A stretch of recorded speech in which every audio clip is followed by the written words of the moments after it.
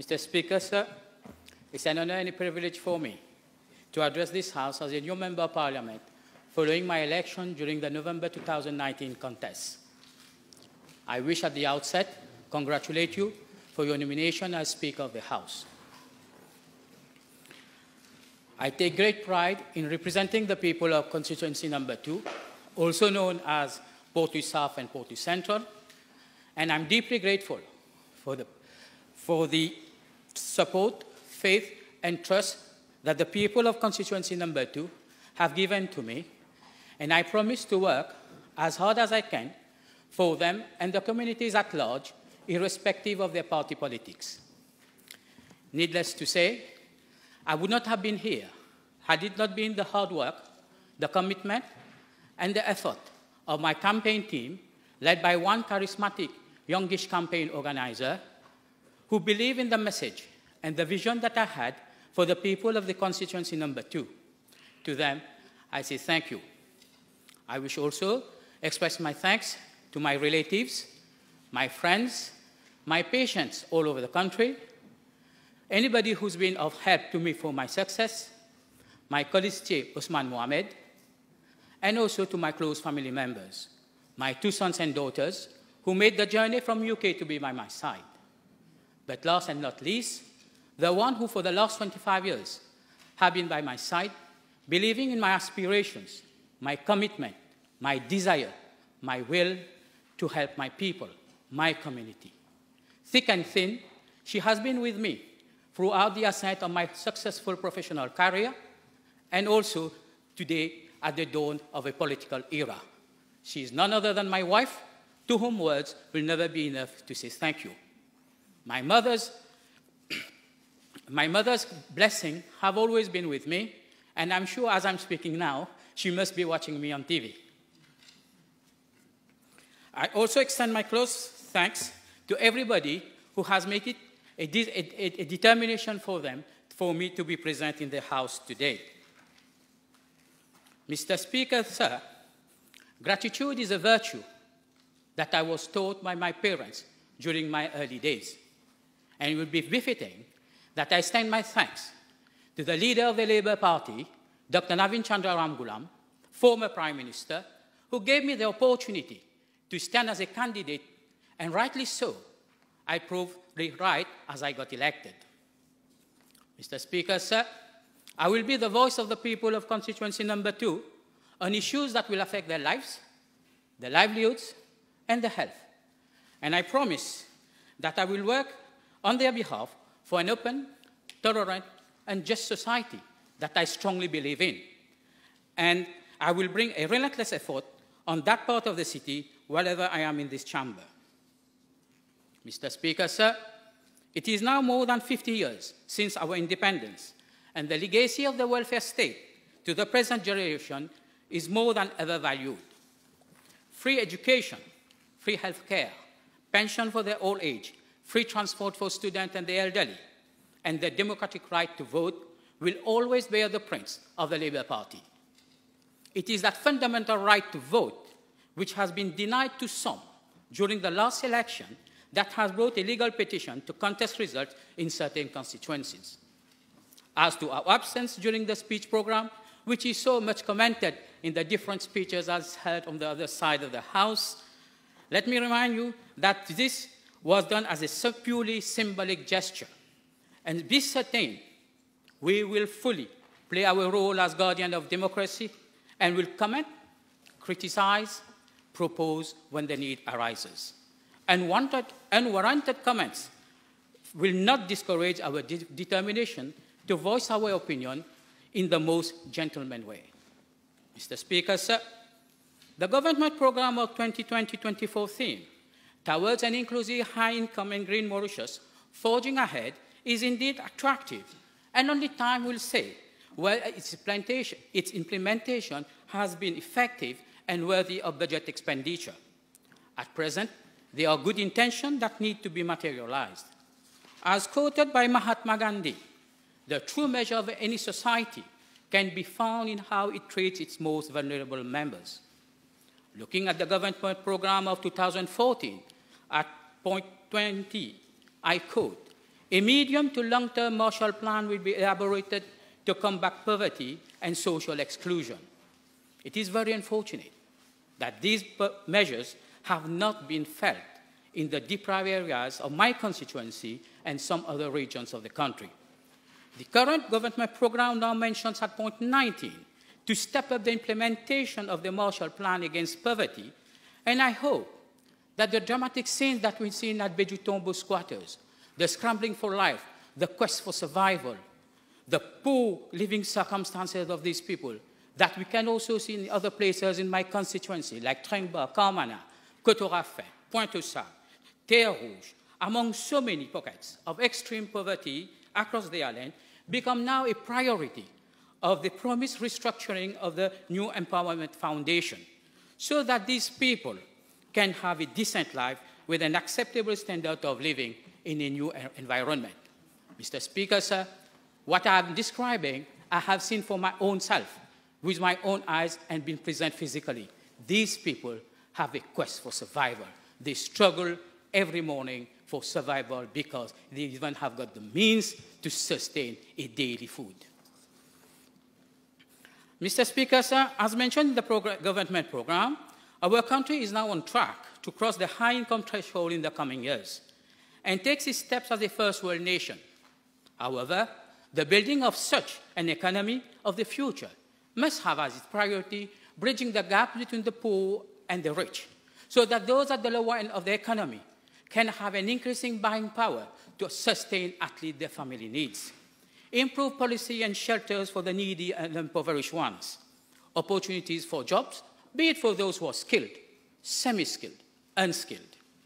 And using the exact words of the 2014 program, free our society from corruption, nepotism, favoritism, political influences, and conducting business with principles of transparency, accountability, and exemplary governance.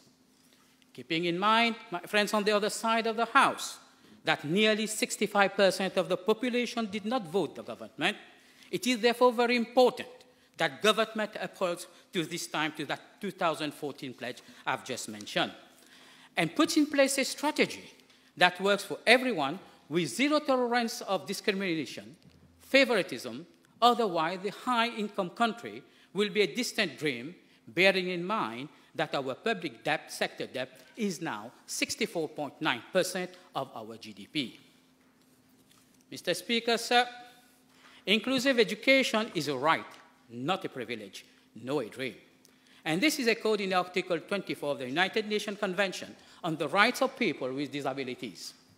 The current 2024 program is aiming to improve access to educational facilities to students with disabilities, and governments may therefore be seen to be prepared to invest substantial resources at the outset on a system reform such as specialized training for the staff and the teachers. Adaptive and reasonable accessibility plans as to cater the specific needs, for example, not only in terms of mobility, but also in terms of visual aids and hearing equipment. Feeder buses need to be equipped properly with facilities to enable wheelchair users to get access so that they too can benefit of the Metro Express. And finally, the introduction of assistive technology will surely be a big plus in the quality of education given to these people.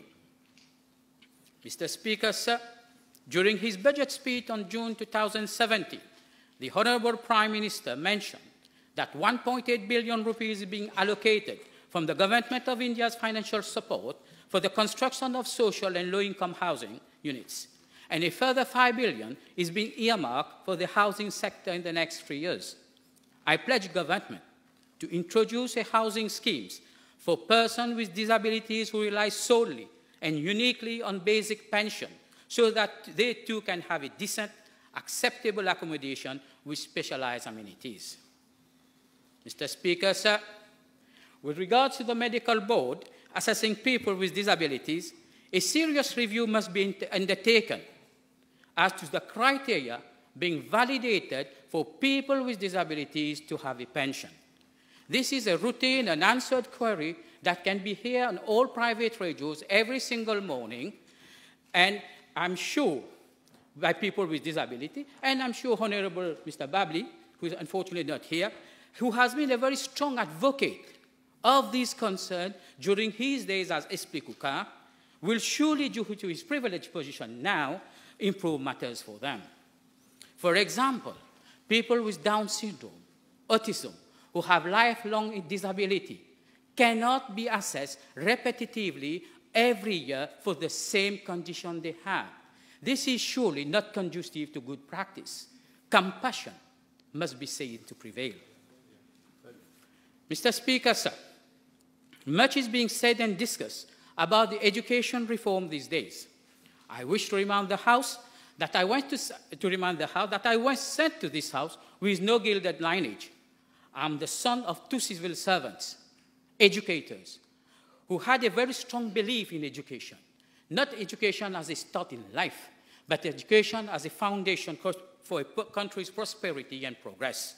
And I wish that all children in this country can aspire to attain the career dream of their life, like I did, and able to make full use of the free education provided by government till completion of their tertiary studies.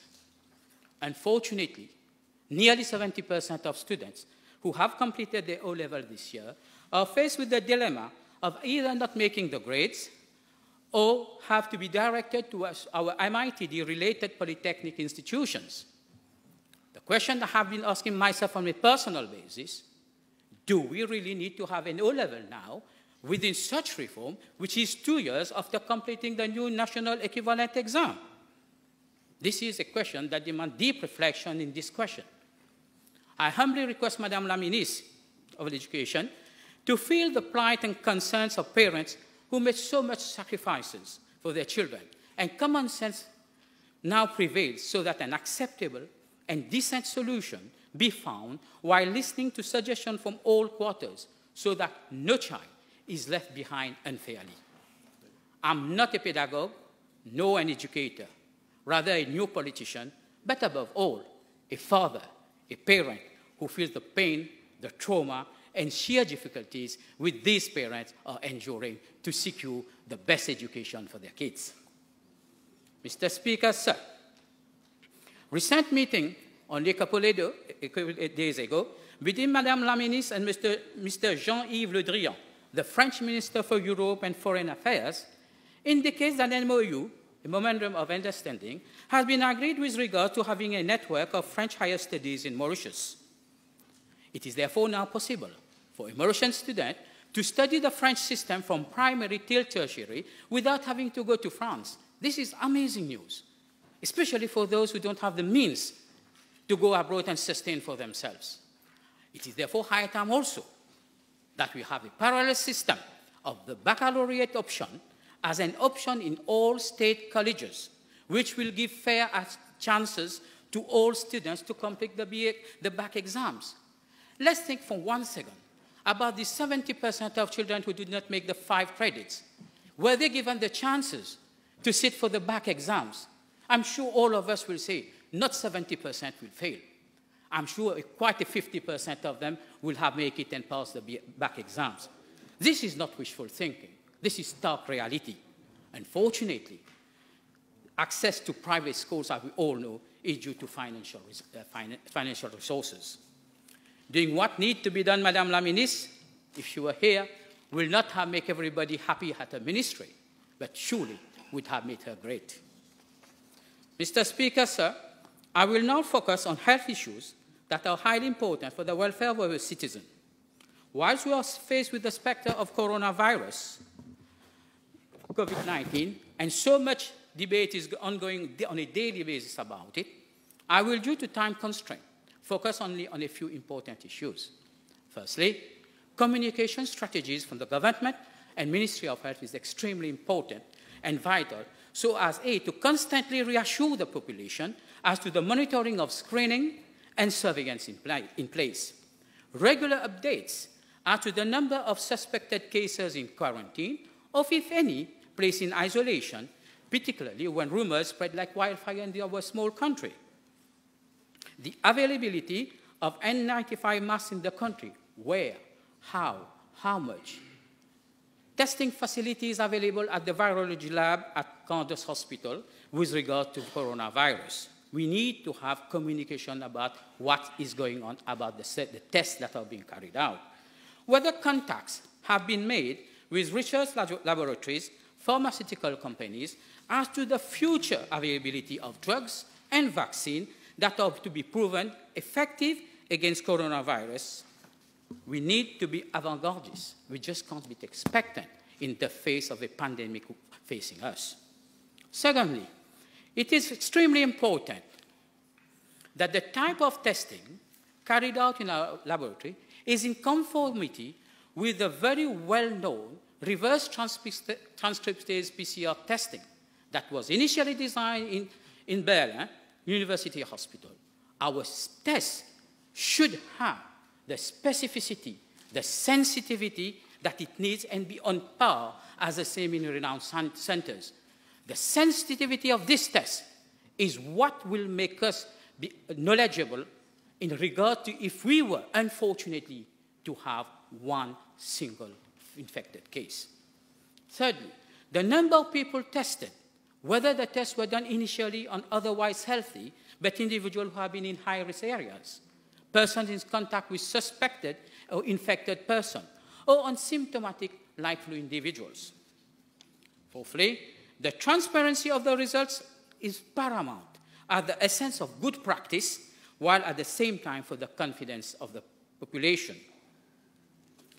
A social and psychological accompaniment of those healthcare staff working within high-risk areas in those very demanding circumstances must be ensured and extended to their close relatives and loved ones at home.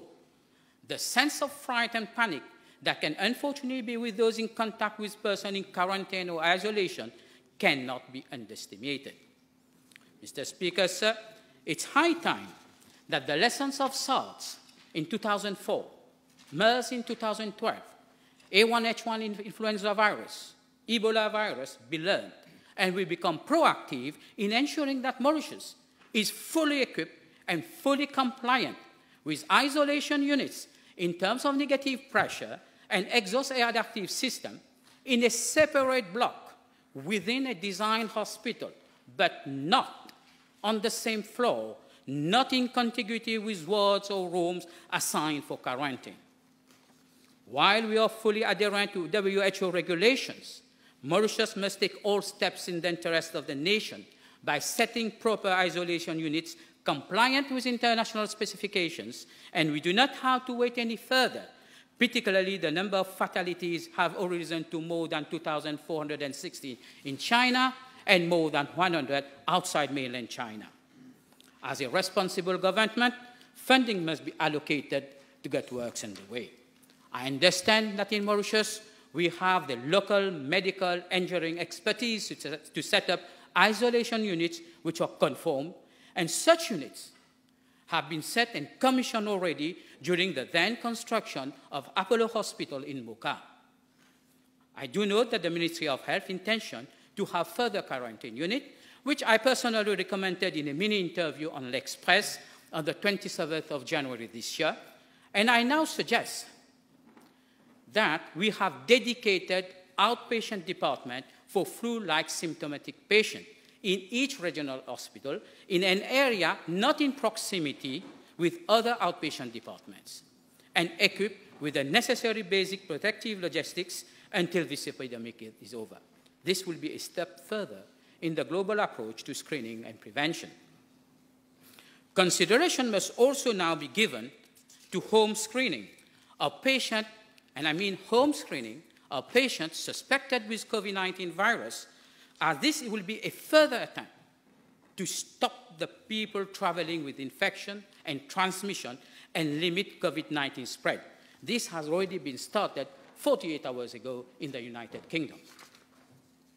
Mr. Speaker, sir, as a doctor, as a clinician, for those who know me as a gynecologist, who swear by the Hippocratic Oath, it is in my DNA to ensure the best health care for the people of my country, and during such difficult times, and as a patriot, I will do whatever to help government or any other to make sure that we curtail this virus. Mr. Speaker, sir, I will now elaborate on the subject of well-being and quality of life of citizens as listed in the government program. Government intends to upgrade and modernize public healthcare facilities, including a new university hospital and mediclinics. While it is a commendable gesture, and I repeat, it is a commendable gesture of government to have improved health structure and the latest of art medical equipment, I regret to say that I have not seen anything coming in terms of proposals to the training of healthcare personnel, mainly doctors, nurses, and paramedical staff. Unless we have proper accredited training, continuous training is offered both locally and internationally with the help of reputed medical institutions, new healthcare infrastructure on its own will not unfortunately be able to deliver evidence-based practice, which is now the prime measure of clinical efficacy. Similarly, a complete revamp of the medical staffing in the high-risk specialties in our public hospital is a matter of urgency, since most alleged complaints of medical negligence occur during emergency on-call hours. The introduction of a middle-grade doctor, cum registrar, either in pediatrics, obstetrics and gynecology, cardiology, surgery, and anesthesia is long awaited, particularly during on-call hours. Mr. Speaker, sir, an increase in pension scheme for our elderly by any government is welcome, so long it is budgeted within the parameters of good financial governance. However, the health status of our elderly is an aspect that all of us sitting in this chamber need to be concerned about. They are the ones who told a lifetime to give us today the economic and infrastructural development that we are so highly enjoying.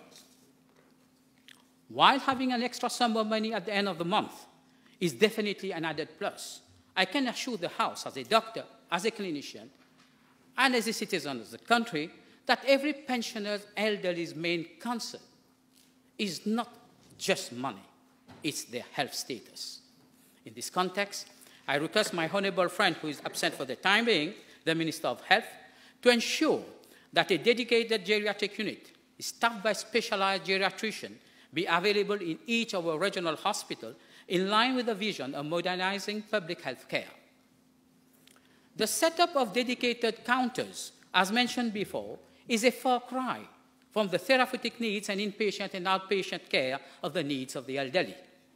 Our elderly have complex medical conditions, and spending one whole day roaming from one outpatient department to another outpatient department in the hospital is not only distressing and demanding for our elderly, particularly when so many of them have difficulty to mobilize. The time of our elderly clinging to 3 to 4 outpatient guards from the yellow to the pink and the green and the blue, and its tribulations of getting to hospital on different days of the week just to attend to one specialized clinician should be things of the past. Let's give them the ultimate gift of retirement, a specialized health care for them. Mr. Speaker, sir, newly qualified medical graduates who wish to undertake their pre-registration training in public hospital are subjected to the Medical Council Act, Section 24 and Section 22, whereby they have to have an entry examination and an exit examination after completion of 18 months of clinical training. Over the years, there has been differences of opinion by various professionals as to the expectations of these exams on our newly qualified doctors. The exit exams has always been prepared by the National Board of Examination of New Delhi, to which we are all very thankful. And it is my information that Memorandum of Understanding came to an end a couple of months ago. Once again, government has a duty toward these newly qualified doctors to come up with clear information as to how the exit exam will be conducted in the future. Mr. Speaker, sir, it is high time that consideration being given that this exit exam be organized in Mauritius, as the contents would reflect the commonest pathological and medical condition that attend our busy emergency department every day, which our junior doctors face in their daily routine. Excuse me. I request the Minister of Health to advise the Medical Council to arrange for a more practical exam that will reflect the clinical aptitude of our junior doctors, particularly after having just completed clinical training. That exit exam must be in the form of an OSCE, Objective Structural Clinical Exam, which is designed to test clinical skill performance and competence in a trainee doctor. This type of assessment, the OSCE 1, is the current norm of assessing junior doctors in many developed worlds and the Western world. Mauritius have produced very highly skillful medical consultants and surgical ones coming from different parts of the globe. They need to be empowered, and they are well capable of organizing such exam. And this will be, as put it in the program itself, a fabulous start for government to pledge to have a university hospital in Mauritius. Let's start, before setting up a university hospital, have the board of examiners that assess our own trained doctors so that they could be the future consultants of tomorrow. Many of our healthcare consultants, be it in the private sector or in the public sector, have achieved clinical excellence in line with those in many advanced medical institutions, and they have nothing to look up to them. They are on par with them. Any further delay in arranging the exit exam or assessment can only undermine the confidence of our junior trainees, and I hope the Honourable Minister will look into this matter, very important issue soon, and make amendments. Mr. Speaker, sir, I cannot be more pleased to see that government will introduce a code of conduct for members of the National Assembly, and rightly so, because the decorum of our temple of democracy has to be respected. I'm sure the episodes of cheeky pinch and tongue selfies are still vivid in certain minds, and as respected parliamentarians, we can do without this uncouth behavior. Both our physical demeanor and language should be a prime example for the population watching us and the future younger generation who want to go into politics. Mr. Speaker, sir, the intended review of regulation governing the Public Service Commission, the Discipline for Service Commission, and the Local Government Service Commission is long awaited, as mentioned in the government program. These bodies have always attracted criticism from applicants who unfortunately did not either secure an interview or get a post. A clear, transparent process of recruitment must be proposed so that the perception of favoritism, nepotism, racism, and nubanis is no longer felt by applicants. I humbly recommend the newly appointed president of the PSC that a process be put in place to inform unsuccessful applicants of the reasons as to why they did not make it an interview or they did not secure a post, so that they can improve in the future and in their quest for another job in the public sector. Mr. Speaker, sir, I will conclude on my constituency. A bird's eye view of my constituency, anyone who knows my constituency will attest to the fact that it got its own share of social challenges, with life blighted right at the origin in circumstances that begin with unemployment, poor education outcome. It seems that their ticking clock is form-free of their settling school. Drug abuse, poor housing facilities in certain specific areas, family breakdown, and surely certain communities that feel isolated and ignored. Many here, on this side of the House or even on the other side of the House, must be questioning the voting pattern of people in my constituency during the last two elections, 2014 and 2019. To me, during that very short campaign that I had 3 weeks, the writings were on the wall. They felt ignored. And they believe in people who feel their plight, their daily difficulties, and a quest for better living, not in false promises. Constituency number 2 is that part of the city that I personally grew up and worked most of my life.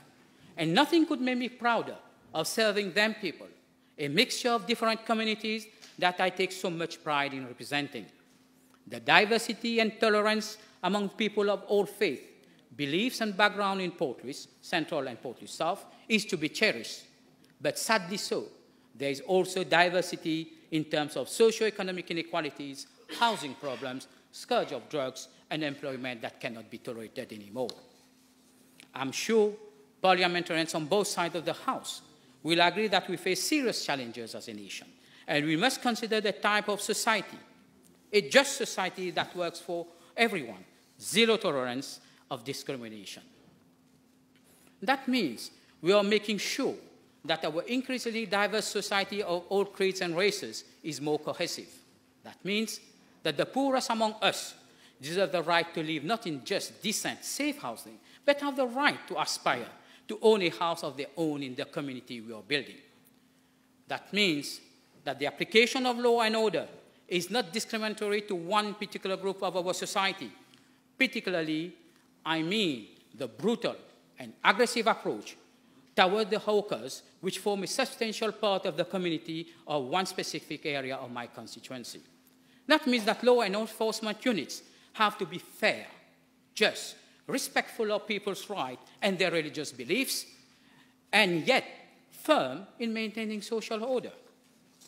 That means we have to clamp down heavily on drug dealers, ensure that the supply of hard drugs and the new psychoactive substances, which is a major issue in part of my constituency, is curtailed. Unless we are free from the scourge of drugs, we cannot build a society where everyone feels valued and able to contribute. These are the challenges of our age. These are the challenges that we need to meet. I look forward with colleagues on both sides of the House of meeting challenges in our time. I'm honored to be part today of a team of Labour MPs under the leadership of the opposition leader, Honourable Boulel, with whom I share many similar objectives and views. One of my passionate ambitions is to find ways to bring the marginalized in that part of the city back into some form of social life. Support them to find housing and employment, help them to end their addictions, give them improved sport facilities, and ultimately give them the greatest gift of all, self-respect, so that they no longer need to feel dependent, but can hold their head up and proudly contribute to our society. What an opportunity, Mr. Speaker, I had to listen to the voices on the doorstep during my only 17 days of campaign. And from many extraordinary mouths came one extraordinary message. We must listen and we must act. And I hope government will listen and act. I thank the Almighty for his guidance tonight, this afternoon, and I thank you all for your attention. Dr. Honorable